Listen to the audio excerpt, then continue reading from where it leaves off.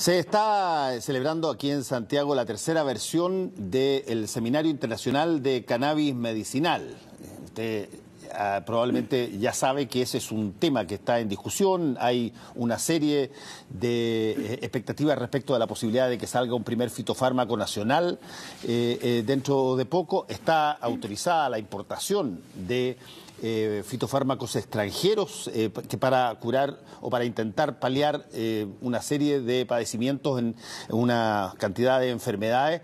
Y en la cannabis medicinal es un tema porque, bueno, el cannabis es el elemento constitutivo de la marihuana y por lo tanto cada vez que uno habla de cannabis medicinal hay gente que automáticamente dice, pero oye, ¿no estaba en lista 1 recién hace muy poquito la marihuana y es una droga que causa todo tipo de estrago?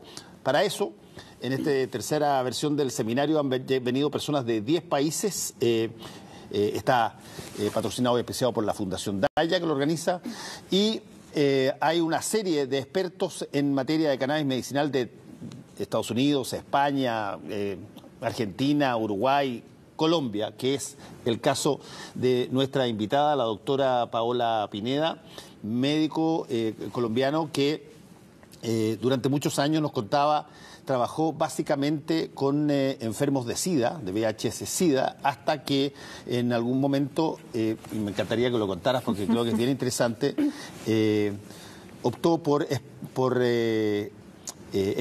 intentar ver si es que era posible paliar algunos de los padecimientos de las medicinas contra el SIDA, particularmente en términos de dolores, a través de la cannabis. Y gracias por estar acá, Paola, y te quiero preguntar sobre eso primero. ¿Cómo un médico hoy, no solamente en Colombia, en cualquier parte del mundo, se hace un giro de lo que normalmente está haciendo en su vida o lo que ha estudiado para meterse en un tema que cada vez que dice lo que está haciendo probablemente tiene que dar muchas explicaciones?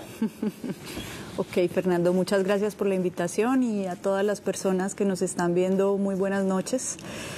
Fue una historia bastante bonita. Fue un paciente mío de VIH que venía muy bien en su tratamiento. Nosotros en SIDA creo que los avances han sido grandísimos.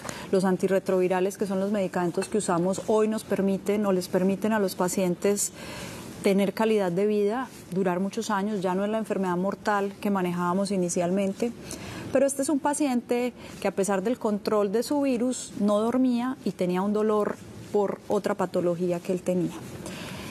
Como médica le empecé a intentar de todo, con lo que hacemos, todos los inductores del sueño, benzodiazepinas, para el dolor, toda la escala del dolor, pero este paciente seguía mal. Y un día me dijo, no más, a mí no me dé más medicamentos para el SIDA, que a mí que me interesa tener controlada la enfermedad cuando yo no duermo y tengo un dolor inaguantable. Le dije, no, venga, espere, estudiemos. A mí me gusta mucho que el paciente se involucre en su tratamiento y le dije, estudiémonos, démonos los dos un mes. Al mes siguiente él llegó como con la pena de, ay, doctora, mire, yo encontré algo, pero me da pena de pronto. Y me dijo, doctora, ¿por qué no ensayamos con marihuana? Y le dije, hágale. El primero dijo como, uy, esta me contestó de una que sí, ¿qué es esto tan raro? Me dijo, ¿dónde la consigo? Y le dije, eso sí, no tengo ni idea. Yo en ese momento lo que había leído es lo que uno ve por ahí. Y en la adolescencia uno conocía a los amigos que fumaban marihuana, pero no más. Entonces, al tercer día me llamó de haberla conseguido él. Él se hizo un preparadito ahí como un té y me dijo, volví a dormir. Y el dolor, doctora, casi que en un 80%. Y dije, wow, ¿esto por dónde es?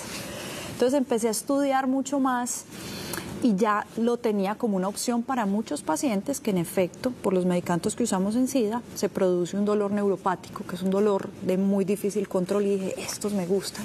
Pero ya me generó el susto de, ¿a dónde los mando? Al mercado negro, al microtráfico, y me puse a la tarea de conocer cultivadores en Colombia. Y me di cuenta que habían unos personajes que sabían de este tema de una manera y que venían manejando pacientes, obviamente sin formación médica, pero los resultados eran muy buenos. Y me di a la tarea de esto y tengo que reconocer que me volví a enamorar de mi carrera. Volví a sentir lo que era la pasión por lo que hago y aquí estoy. Ya hoy más o menos tengo 2.000 pacientes en este cuento. 2.000. Eso, desde el punto de vista tuyo, que eres médico, y por lo tanto trabajas, no sé si en un hospital o en una consulta privada, no tengo idea, o en una fundación o en algo, ¿cómo justificaste ya, después de pasar el primer susto, oye, yo voy a tratar sobre la base del cannabis medicinal a los pacientes? A ver, Colombia tiene un tema muy lindo en reglamentación, y es que todo el mundo cree que el primero que hizo legalización fue Uruguay, y resulta que en Colombia tenemos una ley desde 1986 que nos permite a los médicos usar cannabis medicinal. ¿Qué fue lo que pasó con esa ley? Esa ley nunca se reglamentó, se vino a reglamentar hace unos meses.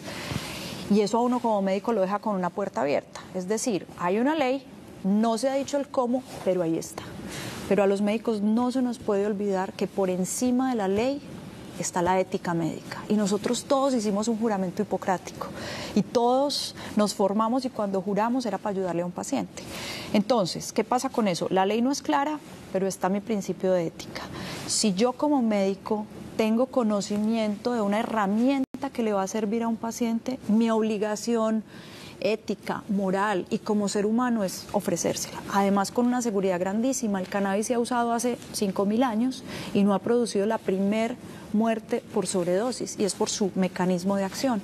Entonces, tenía la seguridad de que no voy a ocasionar una muerte, y segundo, veía que era efectivo. Entonces, ¿qué hay que hacer? Para adelante. ¿Yo qué hice? Formarme para ayudar gente. No quiero esperar y no puedo esperar, porque los ritmos de nosotros como médicos y como seres humanos son distintos a los ritmos de la política y de todas las reglamentaciones. Y si algo le funciona a un paciente, sería criminal que yo no lo use. Y esto se empieza a conocer, ¿por qué? ¿De boca a boca? De voz a voz. Bueno, y en algún momento dado se formaliza, en algún momento dado el gobierno central, la institucionalidad, dice, a ver, un momentito, doctora. Nosotros toleramos que usted lo haga con 2 o 3 personas mientras no se note mucho, pero en la medida que esto se infla, nos interesa saber lo que está haciendo. ¿Qué ha pasado en términos institucionales después de eso? A ver, yo creo que tenemos un aliado grandísimo en Colombia, que es nuestro ministro de Salud, Alejandro Gaviria. Fue el que, después de 30 años que la ley ya estuviera, dio todo el empuje para que se sacara la reglamentación. Si bien ahí van, y van muy bien, no vamos a tener productos con registros sanitarios hasta dentro de un año. Pero ¿qué pasaba por el otro lado? Esos 2 o 3 pacientes iniciales están bien, y uno dice, ok, me quedo con ellos, pero es que esos pacientes entre ellos se iban contando. Hubo un momento en que yo dije, yo no recibo más pacientes nuevos por esos riesgos, pero es que cada historia que me llega a mí no es de una gripa. Cada historia que me llega es de un niño con una epilepsia que ningún medicamento tradicional le funciona, un paciente con un dolor por cáncer o por cualquier otra cosa, un paciente con una parálisis, un Alzheimer, que ya lo han intentado todo. Entonces, ¿cómo le dices tú a una mamá de estas o a un familiar? No, espere un año, yo voy a ver qué hago. Creo que es criminal completamente. Y por otro lado, ya entre ellas estaban haciendo sus macerados, se preparaban sus cosas. Entonces uno como médico dice, a ver, aquí hay un tema que es de puros derechos humanos. Segundo, ellas lo están haciendo. Si yo le digo que no, lo va a seguir haciendo. Acompañémoslo para que lo haga con la mayor seguridad posible. El gobierno sabe lo que estamos haciendo. No ha sido fácil. Hay momentos de procesos difíciles, pero ¿quién dijo que hacer cambios iba a ser lo más fácil? No. ¿Y cuántos médicos se han incorporado desde que el ministro de Salud se ha puesto proactivo al respecto? ¿Cuántos médicos están más o menos en lo que estás haciendo tú? A ver, yo creo que en este momento yo estoy dedicada 100% de mis horas de consulta a este tema. Cada vez se han ido sumando más, no te podría decir un número exacto, pero cada vez se nos unen más neurólogos, internistas en ocasiones. Muchos médicos alternativos son los que más han tenido la apertura para sumarse a esto. Uno que otro psiquiatra, cirujanos, cirujanos plásticos, se han unido un par, otorrinos, dermatólogos. Tienen pocos pacientes, pero creo que por ahí vamos empezando. El cannabis medicinal, que está orientado básicamente a tratar enfermedades, En Colombia, que es un país que tiene una reputación desgraciadamente feroz respecto de la producción de marihuana y los carteles y todo lo demás, ¿tiene Colombia una, llamémoslo así, una disposición a considerar todo lo que proviene de la marihuana como algo necesariamente sujeto a drogas prohibidas o nocivas, o una vez que ustedes empiezan a mostrar la evidencia de su trabajo, se bajan un poco las barreras? Sí, yo creo que se han bajado muchas barreras. En muchos países la reglamentación ha sido basada solo en uno de los cannabinoides, que una de las teorías es que no es psicoactivo, y ahí sería una cosa muy bonita para discutir con todos los farmacólogos.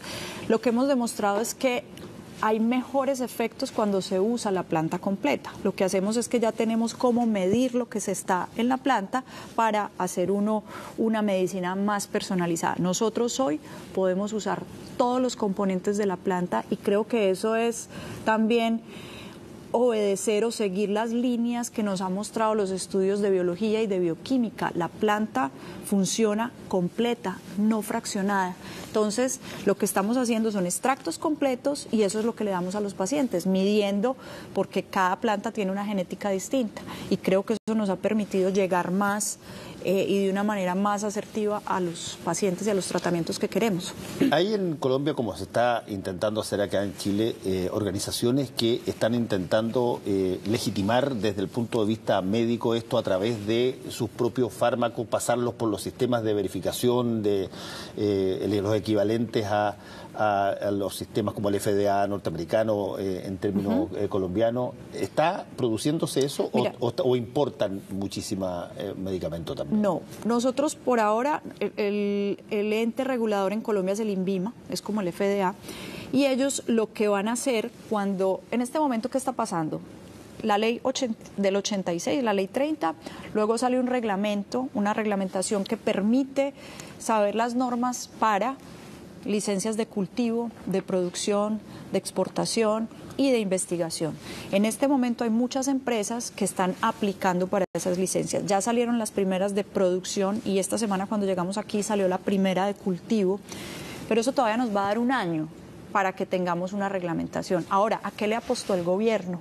A que no solo lleguen empresas de afuera, sino que a los pequeños cultivadores colombianos o las personas que ya venían haciendo eso tuvieran el chance también de presentarse para cumplir con todas las normas y poder tener un producto en el mercado. Paola, uno de los mayores problemas que tiene que ver con todo esto es, y te lo vuelvo a insistir, es esta idea de que esta droga es equivalente, qué sé yo, al éxtasis, o es equivalente. No es fácil, porque tampoco uno está muy convencido, y porque la evidencia uno no la tiene todo el día enfrente, hay que buscarla, no es fácil de encontrar.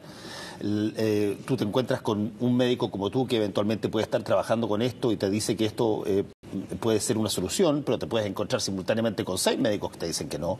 Y por lo tanto, ¿cómo se define? ¿Cómo las personas se empiezan a inclinar hacia la aceptación de algo que todavía, me imagino, no tiene una mayoría absoluta de facultativos que dicen upa, o hágale, como dijiste tú? Mira, yo creo que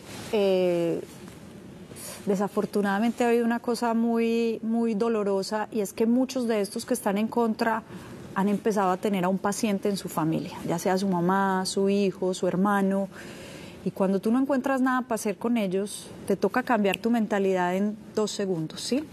Además hay otra cosa, y es que los medicamentos alopáticos que usamos todos, si uno se pone a leer los warning o como las precauciones, las reacciones o los efectos secundarios van hasta la muerte. En cannabis no lo hay. Entonces hay también un tema de, ok, como ya me lo dijo la FDA o los reguladores en Europa, como dicen que lo puedo usar, lo uso. Pero si yo me pongo aquí morfina versus cannabis, los efectos secundarios de la morfina le llevan años luz a los que tiene el cannabis. No estoy en contra de la morfina. Ha sido un analgésico muy interesante en pacientes de dolor.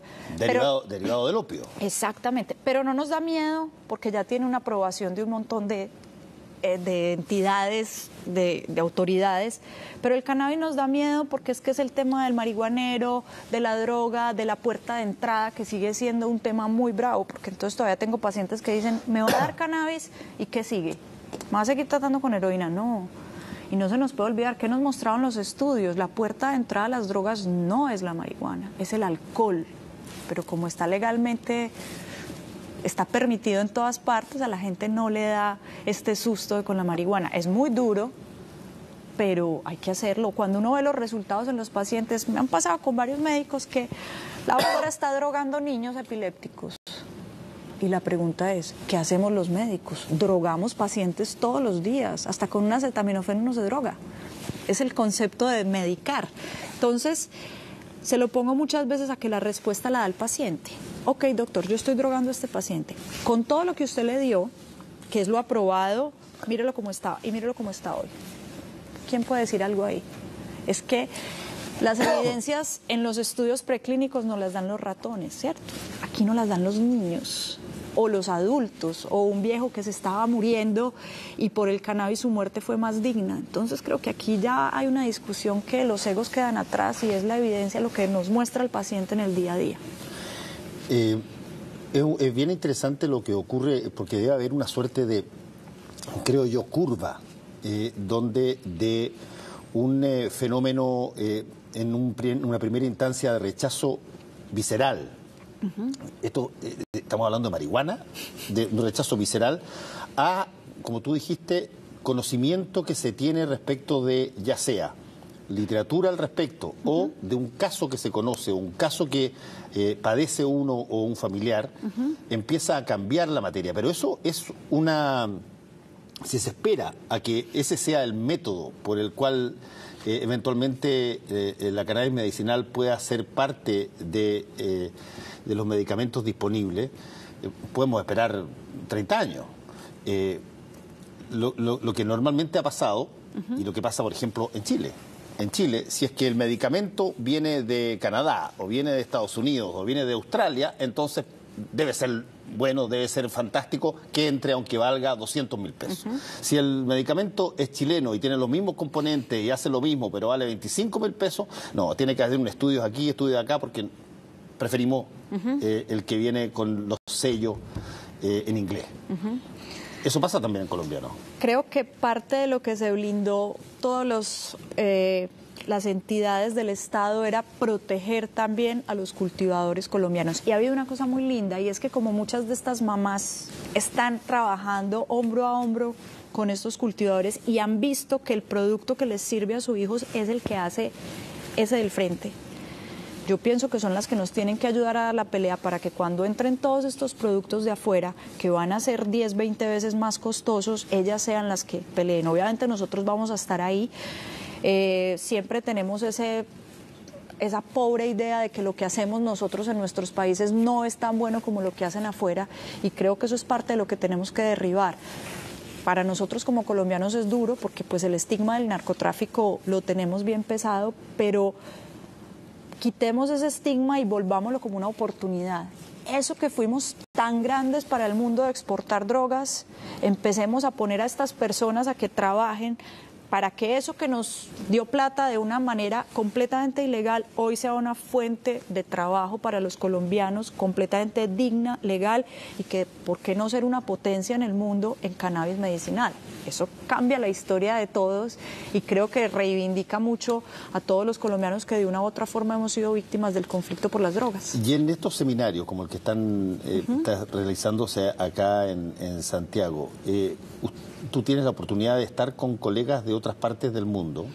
¿Tienen los mismos problemas o hay, bueno, supongo que en algunos están más avanzados en términos de aceptación que otros, en Uruguay, supongo yo, en Estados Unidos, pero más o menos están en las mismas situaciones, por los mismos problemas, la amenaza de que esta sea la droga de ingreso a otras mayores, la resistencia de probablemente sociedades médicas y de la prensa, no tengo idea, pero Sí, yo creo que todos vivimos las mismas resistencias. Lo bonito de este tipo de eventos es que nos unen a los que estamos ya en la clínica con los que están en la parte preclínica, que son claves para nosotros, porque cuando yo le voy a presentar a mis colegas esto, muchos me van a decir, no, pero eso, un caso anecdótico, 2 casos, 100, 200, 300, eso es anecdótico. Pero cuando tú te respaldas en que en este tipo de eventos, por ejemplo, están personas de la talla de Manuel Guzmán, Cristina Sánchez, que son españoles. Sí, que vienen trabajando en todo el tema de tumores y neuroprotección y dices, no, venga, es que no, esto no es una cosa de anécdotas, mírelo cómo funciona en la clínica, que es lo que nos gusta a los médicos. A los médicos nos gusta siempre decir por qué y la molécula y por dónde fue. Eso es un poquito para alimentar nuestros egos. Entonces, creo que lo que vive Chile es lo que vivimos todos los países, obviamente algunos en mayor o menor proporción, pero también lo que se va avanzando es gracias al espíritu de las personas de cada país. Yo creo que aquí lo que hace Daya y lo que ha hecho Mamá Cultiva es, ok, tenemos los mismos problemas, pero vamos para adelante, hay una necesidad y hay que seguir y darle. Una de los hitos, supongo yo, de los hitos, así como en algún momento dado, por ejemplo, se reconoce a aquella mujer de raza negra que por primera vez no respetó el que tuviera que ir separado o atrás en un bus en Estados Unidos, sino que se sentó en el asiento que ella quería, y a partir de ahí hubo un cambio en la percepción de lo que se podía hacer. También en este tipo de cosas, cuando son primeras veces y están llenos de todo tipo de cuestionamiento, hay ciertos hitos que son súper fundamentales. Por ejemplo, cuando un hospital público acepta médicos que recetan cannabis, o la recetan directamente, o participan esos hospitales públicos directamente en estudios clínicos, bueno, lisa y llanamente reciben pacientes sabiendo sus pacientes que en ese hospital les van a dar y no les van a negar, por ejemplo, el cannabis si es que consideran los médicos que tienen que usarlo. Mira, para mí el primer hito que derribó muchas cosas fue cuando por primera vez una mamá que yo le atendía a su hijo, me mandó una fotico donde el neurólogo alopático completamente ceñido escribió: paciente que está usando cannabis con una médica general y va supremamente bien. Eso me pareció como que wow, que un colega acepte escribir eso en la historia clínica, que es el documento sagrado para nosotros. Y eso ya fue abriendo puertas, pero es porque, a ver, si yo veo que un paciente que no pude manejar, que por más que le metí, es ser uno muy miope, de no ser capaz de decirle a esa mamá: venga, ¿usted qué le está haciendo a este niño? Y venga, yo lo escribo acá, no solo por su hijo, sino por todo lo que eso implica para él. Si fuéramos estratégicos, un médico de estos que se dé cuenta de lo que estamos haciendo, venga, que yo quiero aprender del tema, ¿sí? Y yo creo que ese fue como el primer punto. Obviamente al principio a mí me decían bruja, que compré el título en el Bronx, que es un sitio donde se vendían las drogas en Bogotá, muy pesado, pero un día dije, al principio me afectaba, después dije, no, ¿qué importa? Es que aquí está la prueba fehaciente que ese título que compré en el Bronx funciona y al paciente le va supremamente bien. Entonces son hitos y yo creo que ahí a uno le toca aprender, a uno como médico, hacerse también terapias que lo ayuden a uno, porque lo que uno carga, y creo que la primera mujer negra que hizo eso tuvo que tener y ser mujer en esto también, porque la industria del cannabis también es una industria muy machista, que está repitiendo unos modelos. Entonces entrar aquí como mujer, que yo creo que ustedes aquí lo ven con Ana María, estar liderando este tema, y eso creo que es un hito y que nos pone en un contexto más interesante. Sí, finalmente te quiero preguntar por el otro extremo de la historia. Hay cosas que la cannabis medicinal puede hacer para paliar este tipo de padecimientos, y muchos de ellos los has conversado, y para eso son estos seminarios, se comparten, se hacen estudios clínicos y todo. Pero también hay que, en un momento dado, decir, mira, hay ciertas cosas, esto no estamos hablando de una panacea, no estamos hablando de un elixir mágico, no estamos hablando aquí de nada que, mira, me duele aquí el manguito rotador, entonces échale cannabis o fúmate un pito, qué sé yo, porque ¿cuáles son las cosas que eventualmente y dónde se puede contar con la posibilidad de ayuda a través de la cannabis medicinal y cuáles cosas tienen los medicamentos generales y la situación médica común, alópata, como tú dices, una mejor opción? A ver, yo creo que más que condiciones son pacientes. Yo puedo tener 10 pacientes con lo mismo y a uno le puedo indicar cannabis y a otro no. Y eso va mucho en que la medicina la tenemos que volver a personalizar y no seguirla haciendo tan colectiva. Obviamente hay unas condiciones clínicas y en unos pacientes específicos en la que hay más evidencia y en la que hemos visto que funciona mejor, como son la epilepsia, pacientes con parálisis, pacientes con dolores crónicos, ¿qué familia no tiene un paciente con dolor crónico? Pacientes con insomnio, personas con algunos trastornos psiquiátricos. Es una de las conferencias que quiero ver el sábado porque es a lo que más susto me ha dado arrancarle. Pacientes con migrañas, con fibromialgias, con dolores agudos, funciona muy bien en vez de darle otros medicamentos a los pacientes. Yo creo que la medicina hoy es muy buena para resolver cosas agudas. El paciente que llegó con una fractura, se le hace cirugía o se le pone un yeso, el paciente que llegó con una apendicitis se opera. Pero la medicina le está debiendo mucho al mundo en las enfermedades crónicas y ahí es donde el cannabis entra a tener un impacto grande. Muchos pacientes de enfermedades crónicas pueden tener lupus, por ejemplo, y puede que para el lupus, aunque ya se están estudiando cosas, el cannabis específicamente no sirva, pero es que en el lupus hay insomnio, hay dolor, hay depresión y a esas 3 condiciones les sirve. Entonces, por eso te digo que más que patologías es pacientes. Por eso la invitación es que recuperemos ese acto médico, volvamos a ver pacientes en su complejidad, personalicemos la medicina. Contraindicaciones, ahora, ¿a quiénes no les daría? Obviamente me cuido mucho en un paciente con una alteración cardíaca, un paciente hipertenso que no esté controlado, prefiero que lo controlemos primero y después se la inicio. Algunos pacientes que la quieren por moda, ¿para qué la van a usar? Pacientes sanos que llegan al consultorio como yo quiero cannabis, usted no lo necesita. Esto, como cualquier sustancia, requiere que uno sea muy puntual. O pacientes que ok, sí, yo quiero que le dé cannabis a mi hijo, pues yo no quiero que nadie más sepa en la casa. Entonces es también como, ¿y qué le vamos a dar? ¿No? Necesitamos, yo he hecho mucho como una comparación, cuando tú invitas a un amigo a tu casa, cuando haces una invitación de corazón, tú preparas tu casa supremamente bonita, ¿cierto? Y haces una comida bonita porque vas a invitar a tu amigo. Pero si tú no tienes una buena intención para invitar al amigo, todo te sale mal, porque no es tu amigo. Entonces aquí pasa lo mismo, qué rico que tengamos el cuerpo preparado, que nuestra familia sepa lo que vamos a tomar para que ese ingreso del cannabis sea una cosa más interesante. En todos los medicamentos lo miramos. Ponle un paciente que se tiene que tomar un antibiótico y empieza, esta cochinada que me tengo que tomar, esto tan horrible, le va a caer pesado, porque también hay la mente es muy poderosa y obviamente para los médicos eso es, está médica diciendo eso, pero si yo me tomo esta agua con amor, seguro que me cae muy bien. Pero si digo, uy, qué agua tan maluca. Las cosas son... Paola, tú mencionaste que el sábado tienen una suerte de... Porque hasta ahora han sido solamente médicos o profesionales los que han estado en estos 2 días, ¿no? Hoy estuvimos...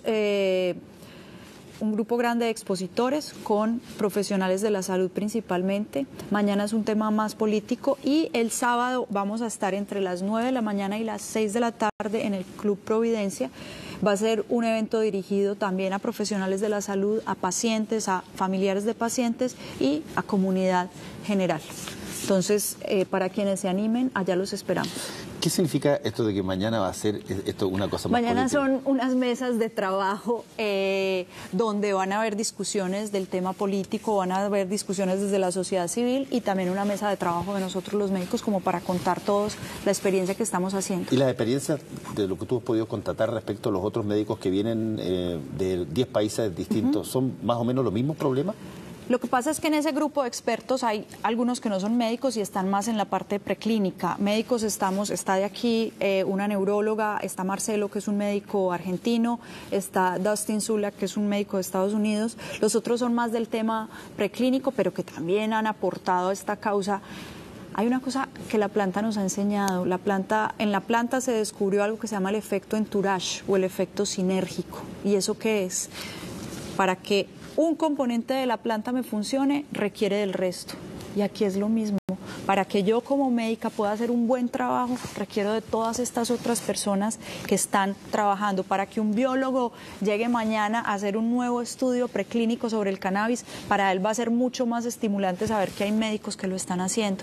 Para que una mamá siga luchando por esto, va a ser más interesante saber que tiene unos preclínicos estudiando, unos clínicos haciendo todo esto. Es trabajar en equipo, y por eso creo que estos espacios de 3 días donde estamos todos contribuyen más a nuestras sociedades.